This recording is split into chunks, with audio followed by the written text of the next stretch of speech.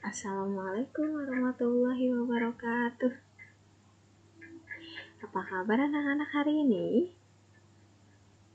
Alhamdulillah, semoga selalu sehat dan selalu ceria dan selalu dalam lindungan Allah. Alhamdulillah, bertemu lagi bersama Ustazah Eli dalam pembelajaran fikih. Hari ini kita masih melanjutkan tentang adab buang air. Yang sebelumnya kita sudah membahas apa saja adab buang air. Masih ingat kan? Apa saja itu adab buang air? Nah,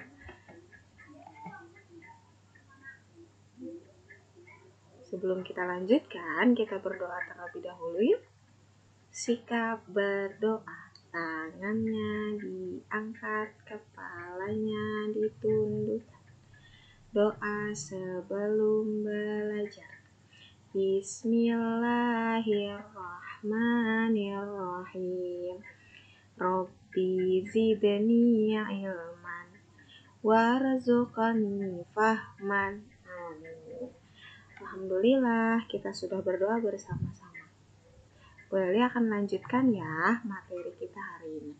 Sebelumnya kita sudah membahas apa saja adab buang air. Salah satunya buang air di tempat yang tertutup, yaitu di kamar mandi atau di toilet. Dan juga membersihkan pakaian atau membersihkan diri setelah buang air. Nah, selanjutnya ini ada beberapa hal yang harus dihindari pada saat buang air. Pertama, menghadap atau membelakangi kiblat jika di tempat terbuka. Jadi, di kamar mandi itu tidak boleh menghadap dan juga tidak boleh membelakangi kiblat. Nah, kemudian yang kedua, buang air di jalan atau tempat berteduh dan tempat-tempat yang disinggahi manusia. Nah, kita juga harus menghindari tidak boleh buang air di tempat berteduh dan tempat-tempat yang disinggahi manusia. Seperti yang sudah dibahas sebelumnya, salah satu adab buang air adalah buang air di tempat yang tertutup. Jadi supaya auratnya tidak terlihat. Kemudian yang terakhir, buang air di air yang tidak mengalir. Buang air di air yang tidak mengalir itu harus dihindari karena itu bisa mengakibatkan tubuh kita menjadi najis. Karena jika di air yang tidak mengalir, maka najisnya tidak akan mengalir. Jadi membuat najisnya menumpuk.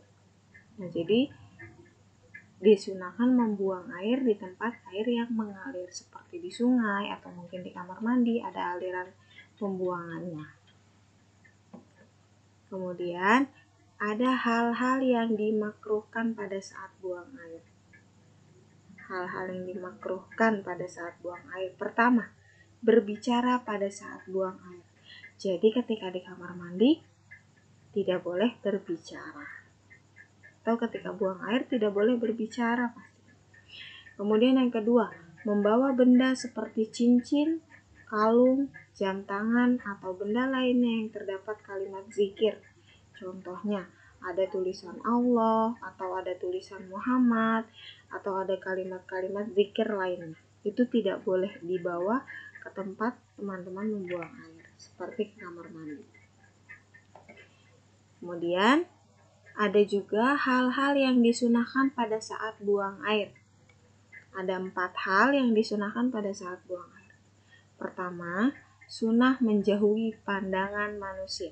Menjauhi pandangan manusia maksudnya kita buang air di tempat yang tertutup supaya auratnya tertutup. Jadi tidak dilihat oleh manusia yang lainnya. Kemudian yang kedua, membaca doa sebelum masuk toilet. Membaca doa sebelum masuk toilet jangan lupa ya, masih ingat kan doanya? Betul sekali doanya. Allahumma inni a'udzubika minal khubusi wal khaba'is. Nah, itu doa masuk ke kamar mandi atau masuk ke toilet. Kemudian yang ketiga, Mendahulukan kaki kiri ketika masuk dan kaki kanan ketika keluar toilet.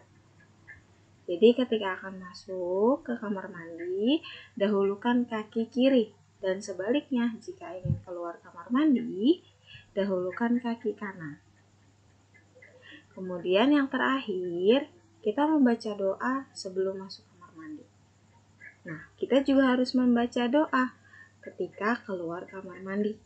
Doanya hafal ya. Ada 2 jenis doa yang biasa dibaca oleh teman-teman. Pertama, gufronaka. Atau ada juga yang biasanya membaca doa yang satunya, alhamdulillahilladzi adhaba anil adha wa afani. Nah, itu terserah teman-teman mau memilih doa yang mana. Nah, alhamdulillah materinya hanya sampai di situ saja. Nah, sekarang proyeknya adalah membuat poster tentang apa yang harus dihindari pada saat buang air dan juga apa yang disunahkan pada saat buang air. Jadi, posternya mengandung 2 hal, yaitu hal-hal yang harus dihindari dan hal-hal yang disunahkan pada saat buang air.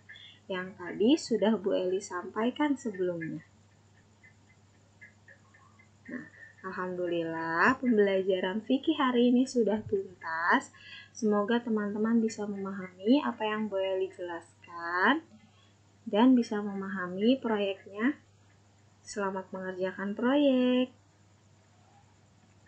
Nah, karena sudah tuntas, kita membaca hamdalah bersama-sama. Alhamdulillahirabbil alamin. Segala puji bagi Allah Tuhan semesta alam.